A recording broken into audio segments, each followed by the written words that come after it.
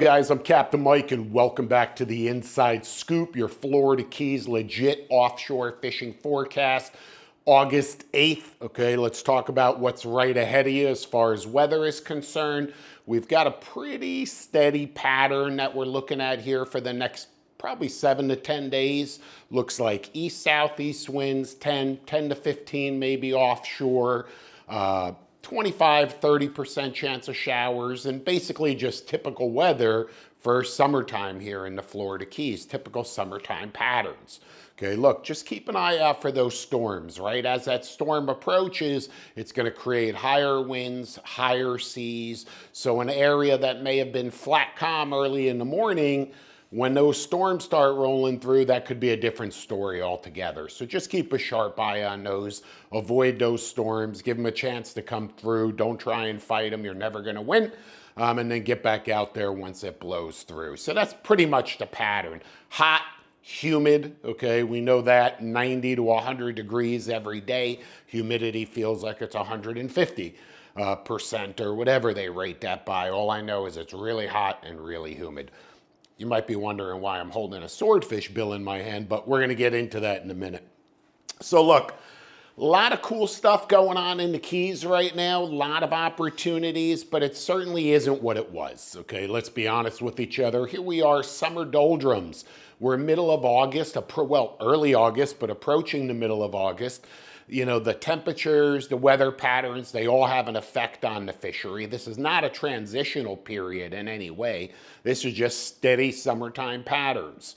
The reef bite has absolutely slowed down. Is there still opportunity on the reef? Of course there is. If you put in your time, the effort, the same thing we talk about every week, you're gonna catch fish, okay? It's may not happen the first go around, but certainly, as I mentioned, if you dedicate the necessary time and effort, you're gonna have your opportunities. And maybe with the mangrove snappers, I would look for those in 40 to 65 feet of water.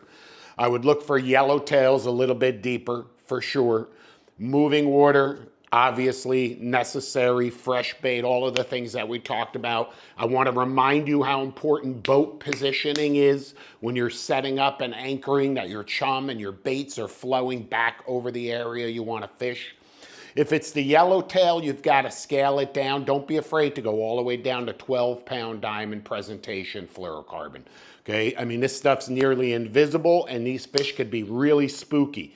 Okay, put the rod in the rod holder, a spinning rod, long fluorocarbon leader. Doesn't need to be a huge piece of bait. On the contrary, you're trying to mimic what's coming out of that chum bag. Pop a bait in the water, keep the bail open, and just peel the line off the rod tip. Peel it off, okay? Let that bait just flow really naturally in your slick until it comes out of your hand. Yellowtail picked up the bait and he's running with it. Pick up the rod, lock it up, start reeling, you're tight. That's how you yellowtail fish in the Keys here if you really want to maximize it.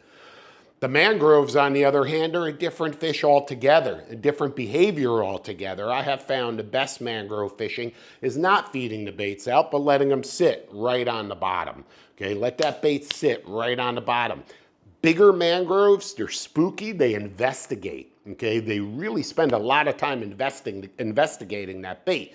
And if it's fluttering in an unnatural fashion or just falling, you know, they know that, hey, this is out of place. No matter how hungry I am, no matter how good that looks, something's wrong. I'm not gonna eat it.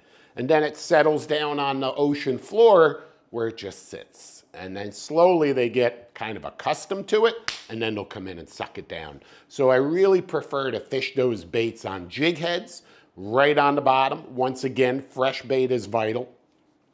Right now, there's some ballyhoo on the reef. That's important because if you see the ballyhoo in your chum slick, number one, try and catch them. Okay, use a ballyhoop, use a small gold hook on 4-pound test with a tiny piece of squid or shrimp and a little float. You could throw that out there when the ballyhoo are being super, super spooky and they won't come near the boat. This is how I catch them, one at a time. 4-pound, okay, little light spinner. Throw it back there, let it float back, and every single time you're gonna get tight and catch a fresh ballyhoo.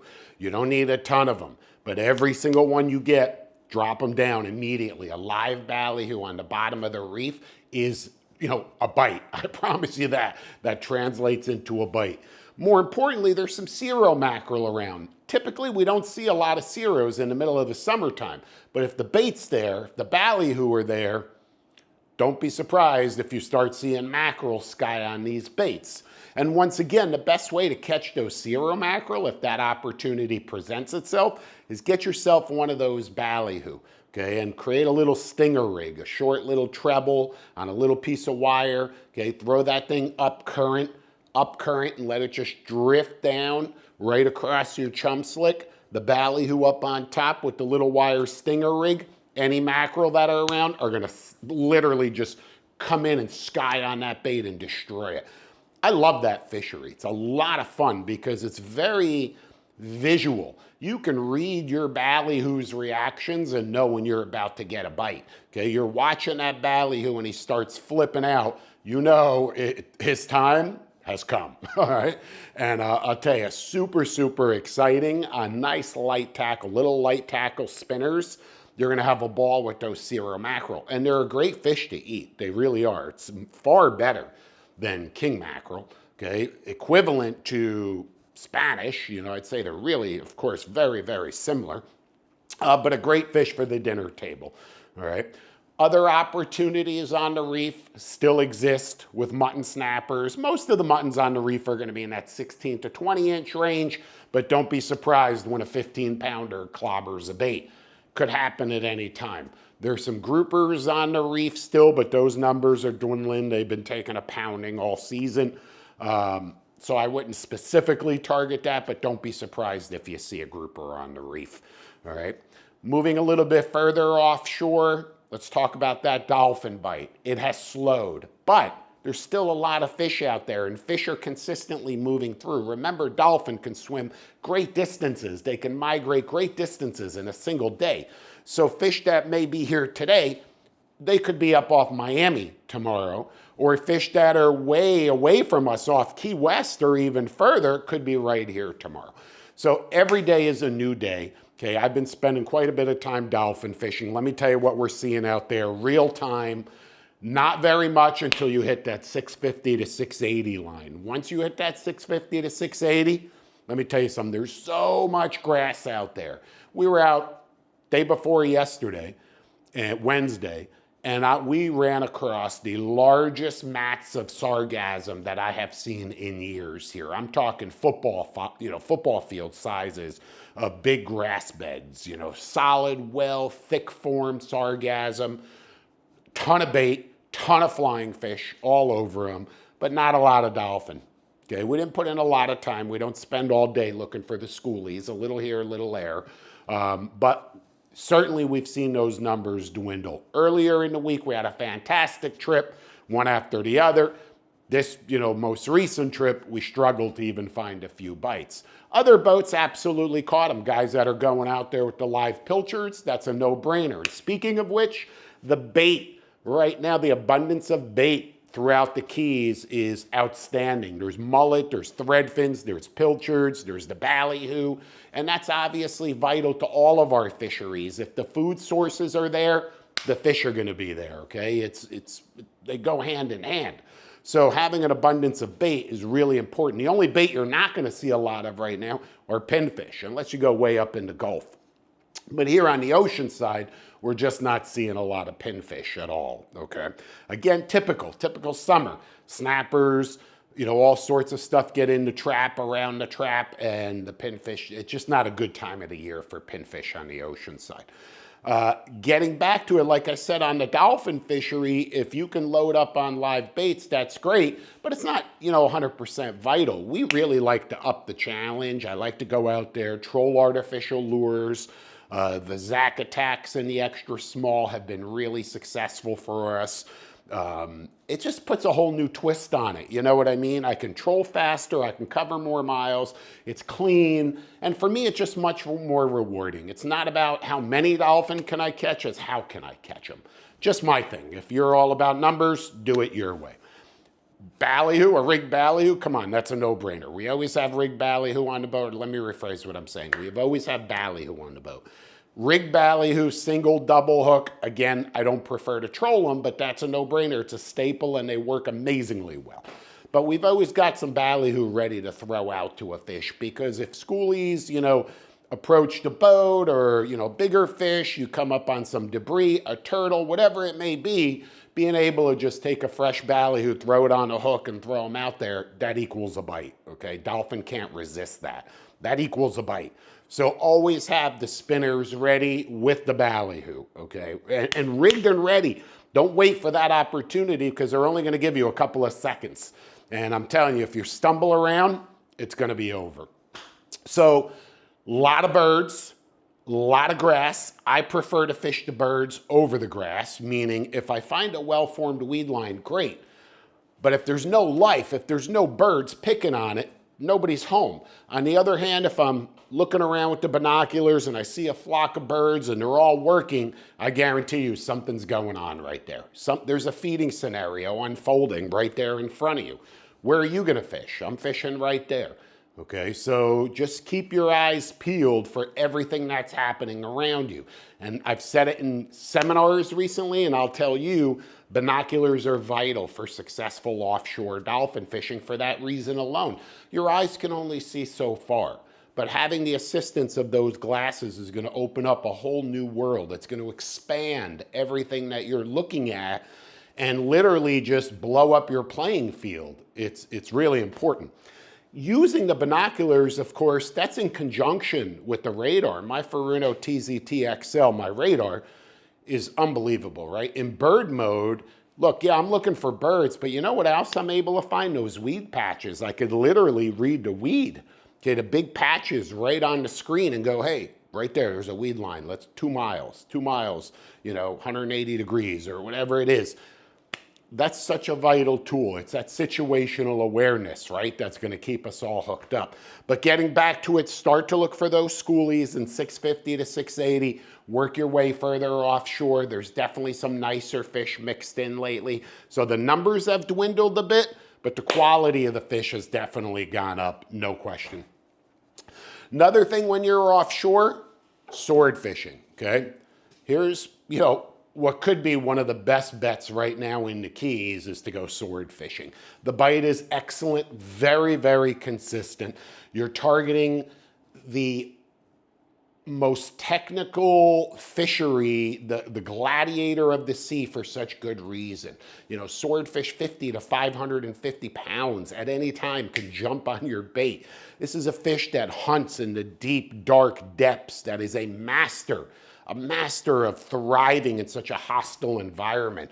Here's a typical sword from this one, like about 180, 200 pound fish, but just an amazing fish. Look, I don't know if you could see this, but hopefully you can kind of pick that up. But inside that sword, again, not sure how well that's gonna translate, but there are nerves that go through this entire sword. This is not just a random extremity coming out of the fish's face. They use this sword for so many purposes. Navigation, okay, to understand what's happening around them with those nerves, to feed. They'll dig into the bottom, literally dig into the bottom to unlodge and, prey that they could feed on. They swipe at baits. I mean, what a absolutely awesome fish, right?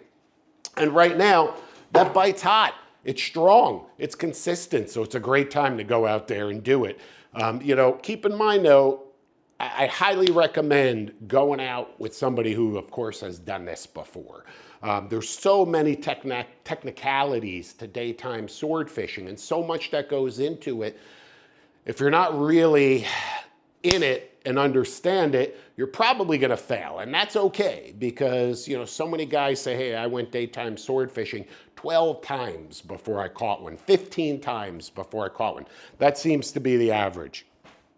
I think I went a dozen times as well originally. And that's when we were fishing one rod. That's where it kind of all started. Everybody was going out and fishing one rod. Now we go out and we fish 2. Some guys are fishing 3. Okay, if you've got the right team on board and can fish 2 buoy rods and a tip rod, wow, what a spread that is. Deadly. Okay, you're covering a lot of ground and you're really increasing your odds. I would absolutely suggest that, look, don't go out and fish one rod. For me, two seems to be the sweet spot, really does. It's manageable. My choice in swordfish rods, I like the Hooker 80, the Tiagra 80, all right, with the Gen 2 with the level wind and the auto stop. It's a big reel, a lot of line capacity, 80-pound or 65-pound diamond braid, depending on if it's the tip rod or the buoy rod. The Chaos Swordfish rod, Winthrop butt, the adjustable TX or X10, whatever they call that adjustable butt from Winthrop on the Swordfish rods. That's just a vital piece of equipment. It really is. I like this outfit because it's mobile. Okay, yeah, it's heavy and it's big and it's bulky, but you can pick it up and move it.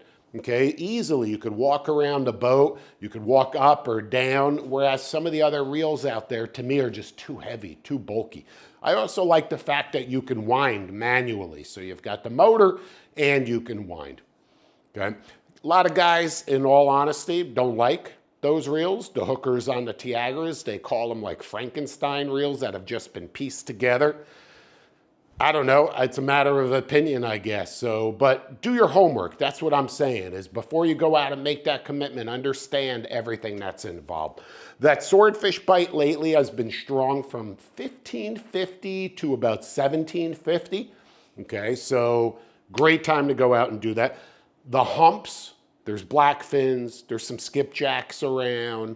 There's even been a few random yellowfins picked off here, believe it or not. Not big ones, small fish, little footballs. We see them every year, you know, and I bet you there's more caught than people even know it, because I'm certain that there's some inexperienced anglers who really, they're catching blackfins, you know, a juvenile blackfin and a juvenile yellowfin, to the untrained eye, could be very hard to distinguish one from the other if you're really not sure what you're looking at. So I'm sure that there are more that are mixed in that we just don't hear about or see.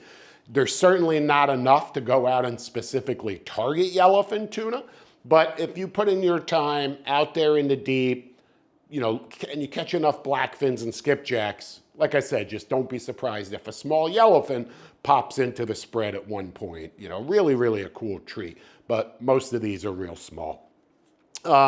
Let's talk about what else is available offshore. The deep dropping, we know we know tilefish, snowy groupers are closed. Queen snapper fishing has been tough here. Okay, it's good out in Pulley Ridge, but it's been tough right here. I know a number of guys have been trying to get tight on queens and can't find them. That fishery typically peaks in the wintertime. Okay, here out on the humps and the areas where we find these queen snappers, they seem to be more consistent here during the winter than in the blistering heat of the summer. So while you can give it a shot, don't be too disappointed in yourself if you don't find any queen snapper right now.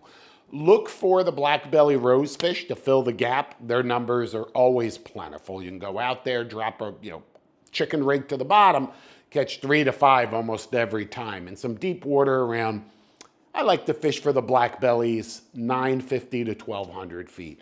Rocky, broken bottom, the more jagged, the nastier it is, the more you're gonna find those black belly rosefish, okay? And they're delicious. They're really, really good. Certainly not a hard fighting fish. You know, they're 1 to 3 pounds. You catch one above 3 pounds and that's a big rosy. Okay, so don't look for quality with these fish, look for quantity, availability, consistency, a lot of fun. But just be forewarned, lately the Gulf Stream current has been raging offshore. And there's some days guys are having a hard time even getting their sword baits to the bottom. And deep dropping certainly could be challenging in 1,200 feet of water if you're dealing with 5 knots of current. So just be prepared for that. Understand every day is going to change, but that's an option. Barrel fish are out there. Once again, not consistent, not something you can specifically say, I'm going to go out and, target barrel fish and catch them. That's a tough thing to do. And kudos to you, if you can go out there and do that, because it's tough to do. There's just not enough of them around to commit to running, 25, 30 miles offshore to try and target one fish like that. Oh man, it's easier to catch a swordfish than a barrel fish. Think about that, okay? Wahoo. While we're talking about pelagic species, let's also touch on wahoo, because let me tell you something, when you're offshore, absolutely you may find a wahoo, the smaller fish. We call those weehoos, okay? They may be under some floating debris. You may pick one off on the troll while looking for dolphin. Certainly not consistent, but not unusual to see some smaller ones offshore. However, the bigger fish definitely are feeding on the edge even during the summer, and these full moon periods are a great opportunity to go out and try and catch yourself a summertime wahoo. Okay, they're here 365 days a year, but that bite certainly peaks during these full moon periods, like this weekend. Okay, I think it's tomorrow or something, or today. Either way, great time to get out there and put in some work. Look, the forage is there. There's a lot of bait around, including their favorite food, bonitas. A lot of bonitas. So with all of those bonitas on the edge, the full moon, it really sets the stage for a wahoo bite. You may not find big numbers of them. You may only get one bite, but with wahoo, you only need one bite. Okay, you only need that one bite to go from 0 to hero, all right? And your day's made, I promise you. If you start the day and put a 30 to 50 pound wahoo in the boat, he's on ice, doesn't matter what happens for the rest of the day. You had a great day, you're coming home with a beautiful fish, everybody's eating good. Okay, so just keep that in mind. But like I said, great time to look for those wahoo. Let's talk a little bit more west. Let's talk Key West. Look, one of the hot fisheries that takes place throughout the Keys, but really the peak of the fishery, the pinnacle of the fishery is off Key West, is for these cubera snapper. There are some big cubera snapper on the wrecks, mostly wrecks, okay? Definitely some broken bottom, but you're gonna look for cuberas around wrecks, and you're gonna fish a very unique bait, a live lobster. Really cool, right? And that's why this fishery is hot right now. Lobster season just opened. Everybody's loaded up with lobster. Everybody has access to live lobster. And that's the cubera snapper's favorite food, is a live lobster. Really cool. Think about it. You're something you would never consider, a lot of people would never consider as a bait fish or as a bait of any sort. You're dropping it down with 2 hooks on a heavy rig, on a heavy rod. Look, this is no place for child's play. Okay, expect a 30 to 50 pound snapper to gobble up that lobster, and he is gonna fight for his life. And let me tell you something, it's gonna be a battle royale. You know, a bent butt wahoo outfit, great call here. Great call, leave it right in the rod holder, low gear, you get that fish on and you just crank. Heavy line, I mean, this is no place for child's play. It really isn't. But it's a unique time of the year because this fishery really doesn't see a lot of light. It really doesn't even really get talked about until right now. So if you have that opportunity to get out there and give this a shot, it's a nighttime fishery. Again, very heavily influenced by full moon periods. So this weekend sets the perfect stage to go out and give it a shot, okay? You're gonna fish wrecks anywhere from, we'll say 150 to 250 feet. That's gonna give you a nice range, okay? That's where you're gonna find these fish. We talked about the heavy tackle. You're gonna fish at night, okay? These things are nocturnal and they come out at night to feed, to eat. They're much less spooky. Great fish to target, and once again, you only need one. Your bycatch is gonna be sharks, which not only you're gonna catch sharks, they're also gonna eat your cuberas, and you're gonna lose some fish to sharks, so don't think you're gonna land everyone. Goliath groupers, if there's a Goliath on the spot, a Goliath isn't gonna give up an opportunity to suck down a live lobster. So expect some bycatch, but that target, when you achieve success, incredibly rewarding. A cubera is one of the coolest fish out there. Okay, one of the coolest fish. And I've got a great cubera snapper story. Everybody that comes into my rigging station sees this. What you don't see right behind you, a beautiful cubera snapper, big, very big, 83 pounds mounted. And there's a whole story behind that fish when I caught that fish. And hopefully I'll be able to tell it to you, face to face when you're here in our rigging station. So let me wrap this up. Also, down in Key West, the guys running out to the dry tortugas, that bite is strong. Okay, there's a lot of muttons. There's, of course, yellowtail snappers. There's groupers. There's cuberas out there. That's the cool thing about the dry tortugas is there's so much variety. There's always like something to catch, right? You never know what's going to eat your bait. There's always something to catch. It's a really cool place to fish. It's a really cool place to see. It used to be an old prison, you know, so it's got a lot of history. A lot of crazy stuff there to dry tortugas, probably a ghost or two. Okay, I'm sure the people in Key West will tell you that. Nevertheless, beyond dry tortugas, we've got halfway, we've got pulley ridge.